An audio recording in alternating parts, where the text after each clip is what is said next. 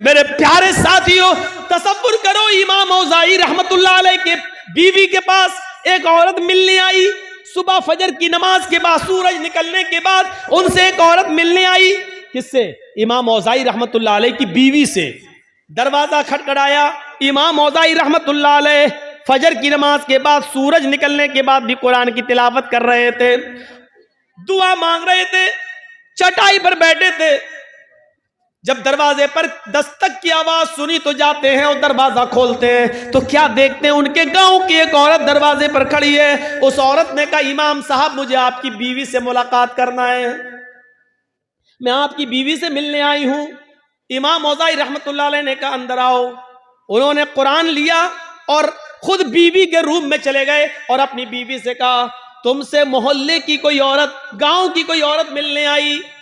इमाम औज़ाई की बीवी निकल के आई और उस मोहल्ले की औरत को उसी चटाई के ऊपर बिठा दिया जिस चटाई पर इमाम औज़ाई कुरान पढ़ रहे थे।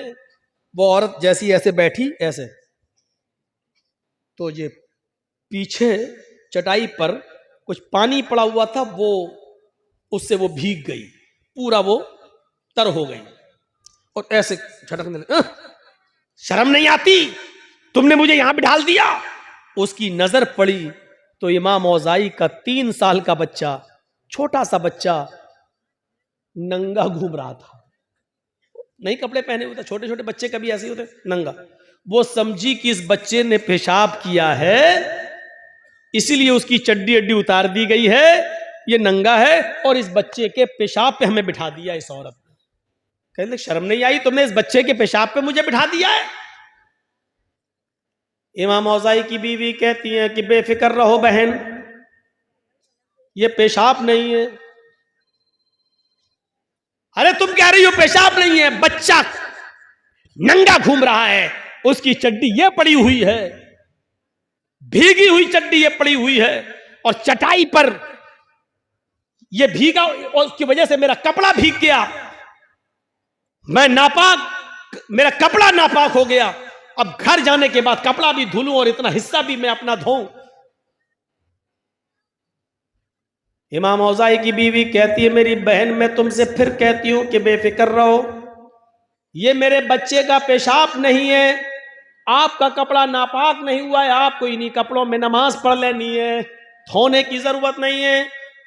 उस औरत ने कहा इमाम औज़ाई की बीवी से, इमाम साहब की बीवी, मैं कैसे यकीन कर लूं, मुझे यकीन दिलाओ, अगर ये पेशाब नहीं है तो ये पानी कहां से आया? मुझे पानी की कोई बोतल नहीं दिखाई दे रही है, आसपास कोई घड़ा, कोई मटका, कोई सुराही नहीं दिखाई दे रही है, फिर ये पानी कहां से आ गया है, मुझे बताओ। इमाम औज़ाई की बीवी ने लास्ट में आकर कहा, मेरी बहन अब सुनो, बार बार कह रही हो, मैं बताना नहीं चाहती थी लेकिन अब बताना पड़ रहा है, ये जिसको तुम पानी समझ रहे हो ये पानी नहीं है, ये मेरे शौहर हैं।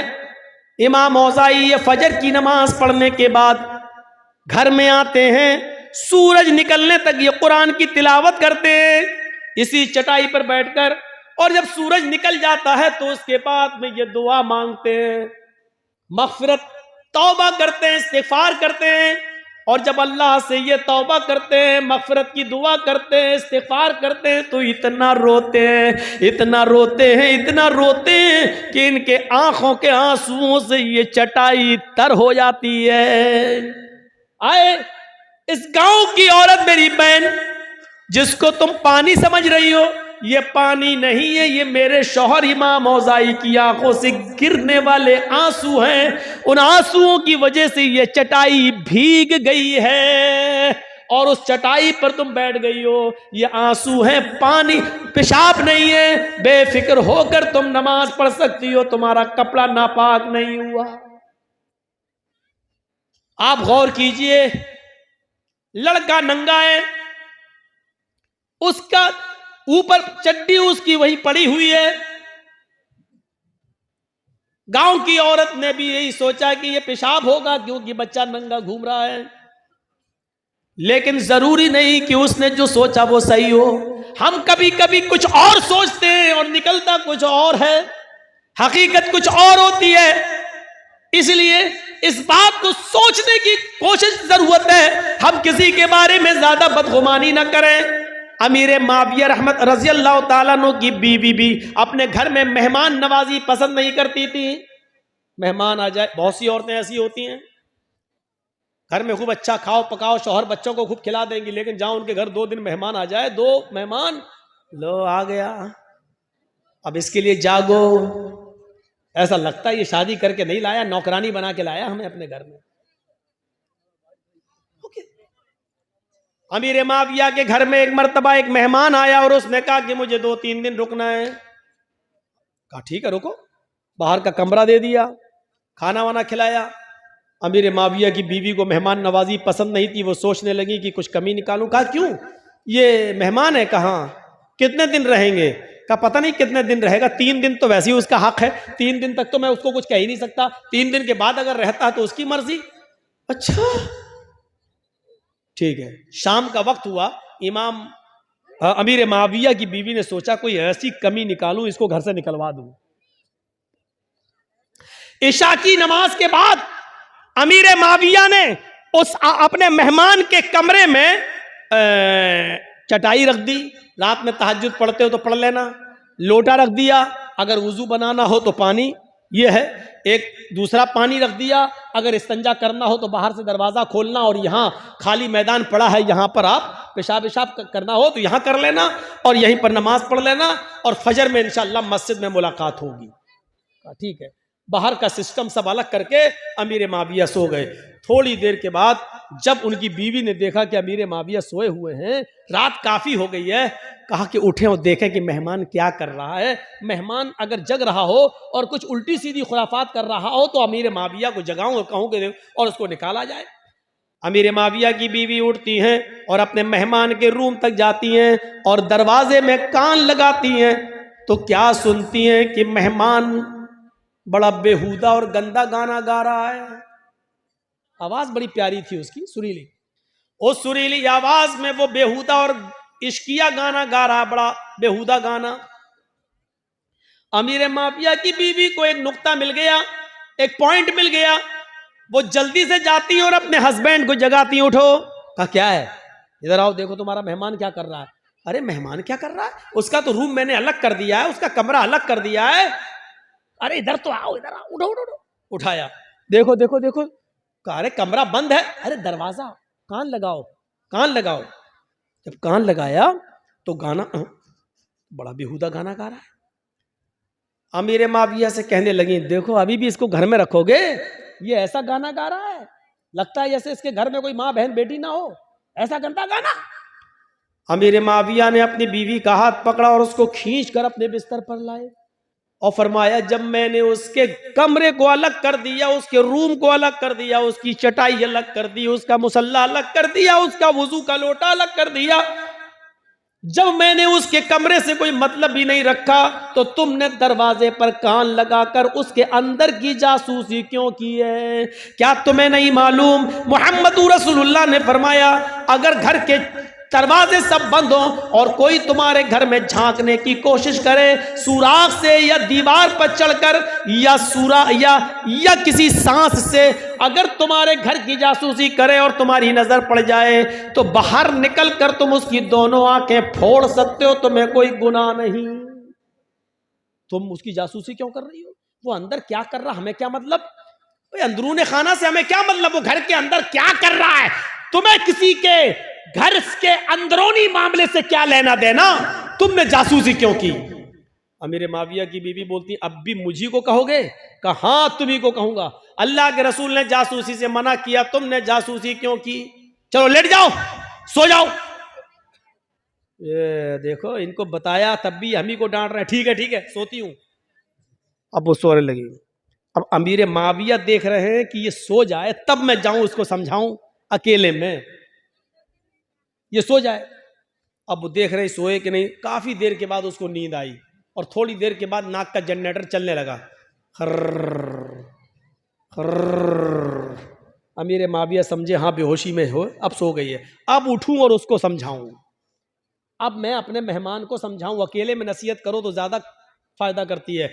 अमीर माविया उठते हैं, उसके कमरे की तरफ जाते हैं कान लगाकर सुनते हैं कि एक बार और देख लूं, अगर जाग रहा है तो अंदर जाऊं, और नहीं जाग रहा हो, सो रहा होगा, तो उसकी नींद खराब करने से क्या फायदा। सुबह फजर के बाद जगा दूंगा, सुबह फजर के बाद समझा दूंगा।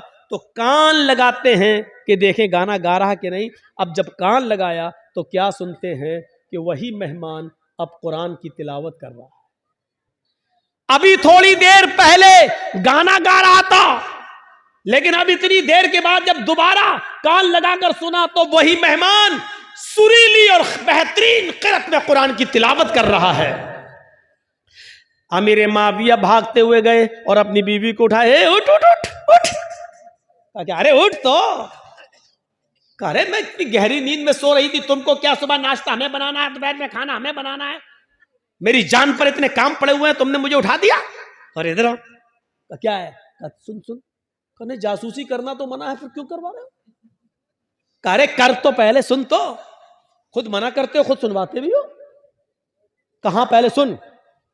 बड़ा बहरूपिया है ये तो। का क्या, अभी तो गाना गा रहा था, कुरान पढ़ रहा है। कहां, अच्छा ये बताओ जासूसी क्यों करवाई। कहा मेरी बीवी, जासूसी यकीनन मना है, लेकिन हम में और तुम में फर्क है।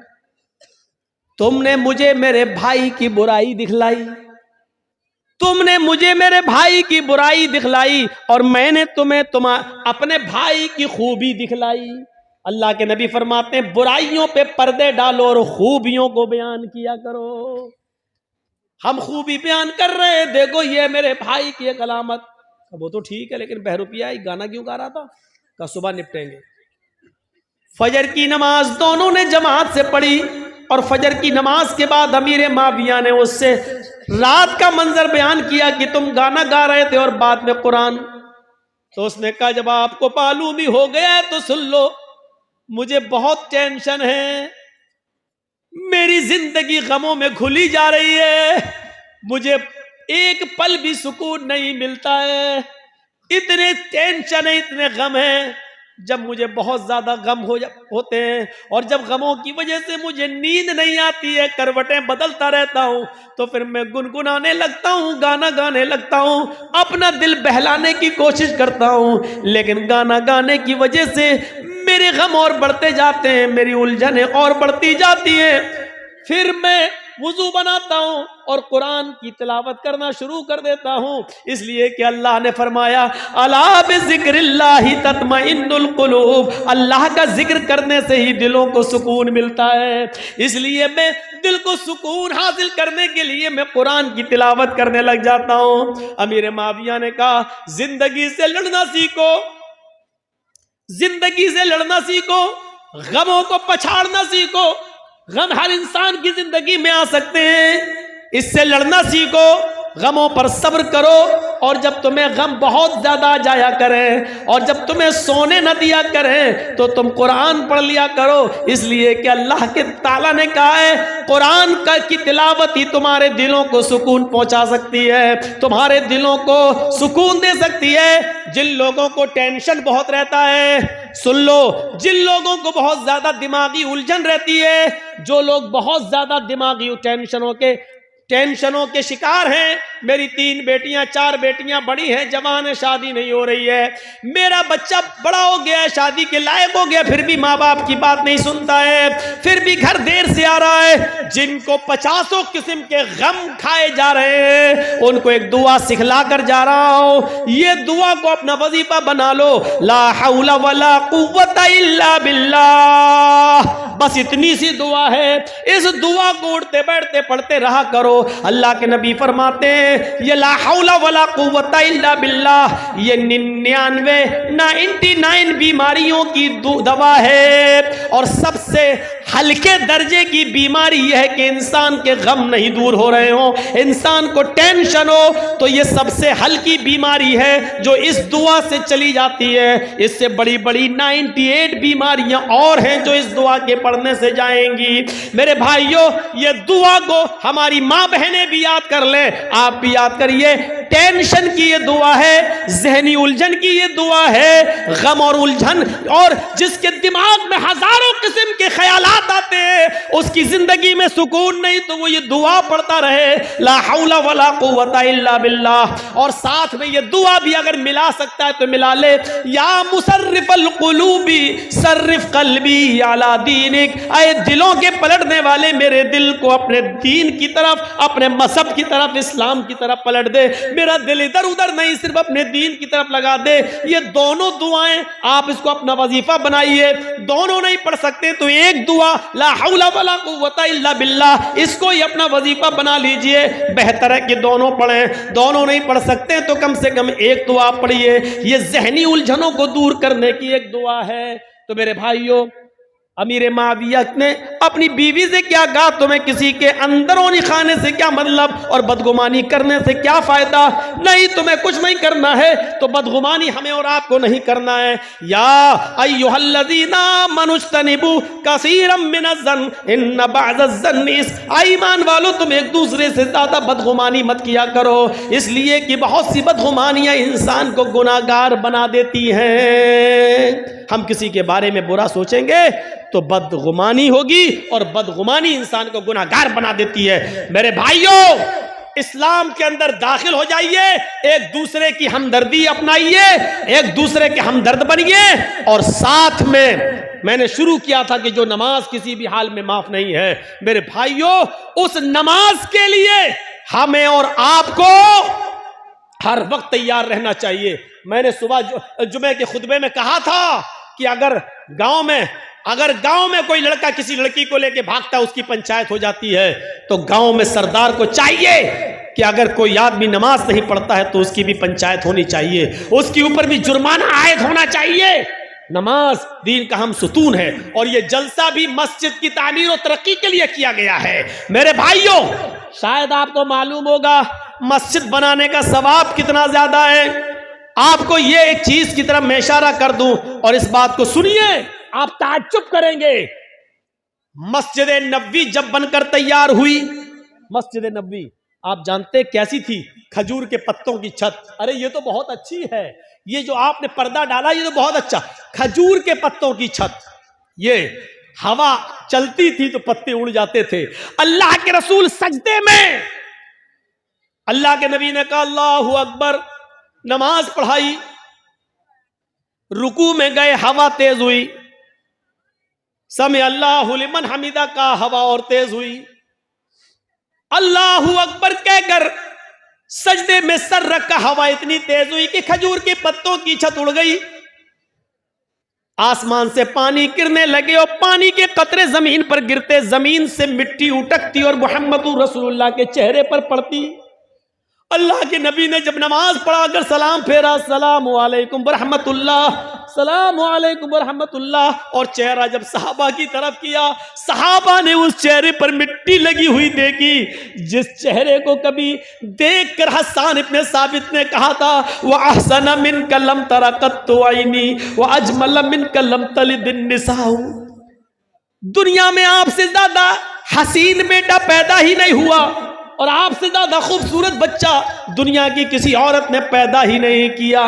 और जाबिर इब्ने सबुरा ने कहा था, आए चांद तू क्यों निकलता है, आए चांद तेरा चेहरा मेरे नबी के चेहरे से अच्छा नहीं है, आए चांद तेरे चेहरे को भी अगर हुस्न और खूबसूरती और रोशनी मिली है तो वो मेरे नबी के चेहरे से मिली है। ये जाबिर इब्ने सबुरा ने कहा था। मेरे भाइयों, उस चेहरे पर आज मिट्टी लगी हुई देखी। सहाबा ने कहा अल्लाह के रसूल, क्या इस मस्जिद के लिए हम पक्की छत न बनवा दें? आपने कहा इस छत के लिए बहुत से पैसों की, दौलत की जरूरत है। सहाबा किराम ने ताउन करना चाहा। हजरत उस्मान गनी उठे और फरमाया किसी एक से भी लेने की जरूरत नहीं है, इस मस्जिद नबवी की पूरी तामीर मेरी जिम्मेदारी है। एक आदमी हर साहबी देना चाह रहा था, लेकिन एक ही साहबी ने कहा बस जितना भी खर्चा होगा मैं लगाऊंगा। क्या आपके इलाकों में ऐसे सरदार नहीं मिलेंगे, ऐसे सरपंच नहीं मिलेंगे, ऐसे अमीर लोग नहीं मिलेंगे जो मस्जिद की एक एक चीज ले लें। दीवार हम खड़ी कर देंगे, पत्थर हम लगवा देंगे, ये हम करवा देंगे, वो हम करवा देंगे। एक एक जिम्मेदारी अगर एक एक सरदार ले ले तो आसान हो जाए। हजरत उस्मान गनी ने अकेले कर दिया। और सोचो, उस मस्जिद नबवी के बनने के बाद भी अल्लाह की कसम उस मस्जिद के अंदर फिर महीने नहीं, कई 1 या 1.5 साल का अरसा ऐसा गुजर गया कि मस्जिद बनने के बाद मदीने के सहाबा के पास इतना तेल नहीं था कि ईशा की नमाज के वक्त चिराग जलाया जा सके और नमाज पढ़ने वालों के लिए नमाज के वक्त चिराग जलाकर चिराग बुझा दिया जा सके। 1 साल 1.5 साल तक मस्जिद नबवी के बनने के बाद भी मेरे भाइयों ईशा की और फजर की नमाज अंधेरे में पड़ी गई, अंधेरे में पड़ी गई। एक दिन अल्लाह के रसूल ईशा की नमाज पढ़ाने के लिए आए तो क्या देखते हैं कि मस्जिद के कोने में चिराग जल रहा है। ईशा की नमाज पढ़ाने के लिए जब आते हैं तो मस्जिद के कोने में चिराग जलता हुआ देखते हैं। उस चिराग की रोशनी में आज ईशा की नमाज के वक्त जितने सहाबा मस्जिद नबी में जमा है, आज आप उनके चेहरों को देख रहे हैं। आपने पूछा, ये चिराग किसने जलाया? इस मस्जिद नबवी में आज ये चिराग किसने जलाया? कौन लेके आया? एक सहाबी उठते जिनका नाम तमीम दारी है। वो सहाबी उठते और कहते हैं, अय अल्लाह के नबी, ये चिराग मैंने जलाया है, मेरे पास फाजिल तेल था, मेरा खर्चा अपने घर का चल जाएगा। मैंने देखा कि अल्लाह के घर में अंधेरा रहता है, मैं तेल ले आया, मैंने चिराग बनाया और जला दिया। अय अल्लाह के रसूल सल्लल्लाहु अलैहि वसल्लम, ये चिराग मैंने जलाया है।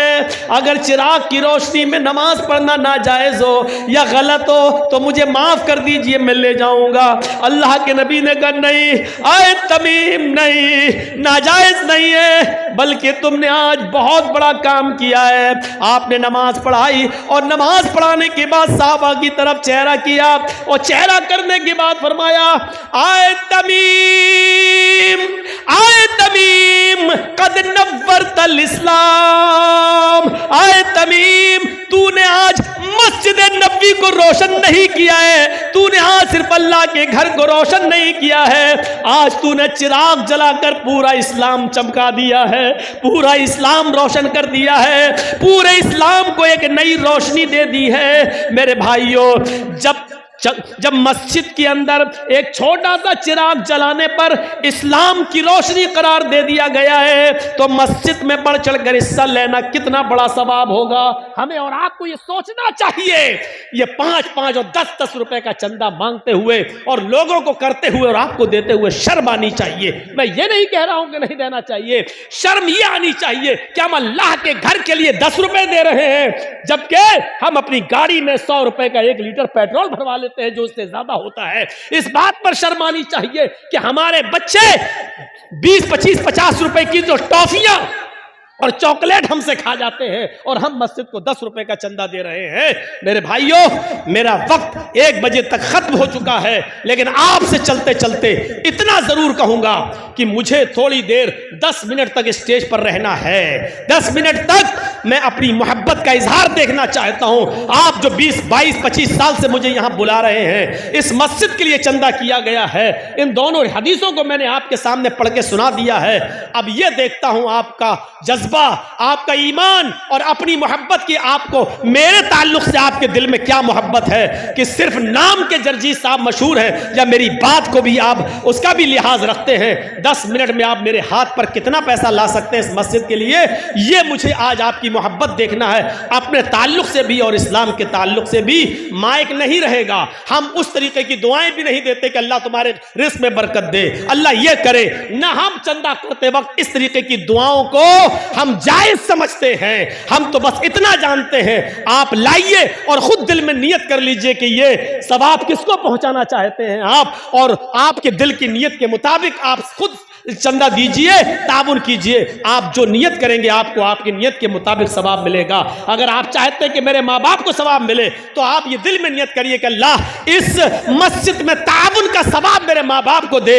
आप खुद चाहते हैं तो आप अपनी नियत करिए, पूरे घर को मिले तो पूरे घर की नियत करिए। हम अल्लाह से दुआ करते हैं कि बारे इलाह हमारे अंदर एक दूसरे की हमदर्दी पैदा फरमा दे, हमारे अंदर एक दूसरे की गमख्वारी पैदा फरमा दे, हमारे अंदर एक दूसरे की इंसान हमदर्दी पैदा फरमा दे। और अल्लाह हमें आपस में भाई भाई बना दे, एक दूसरे की तकलीफ को एक दूसरे की तकलीफ समझने की तौफीक अता फरमा।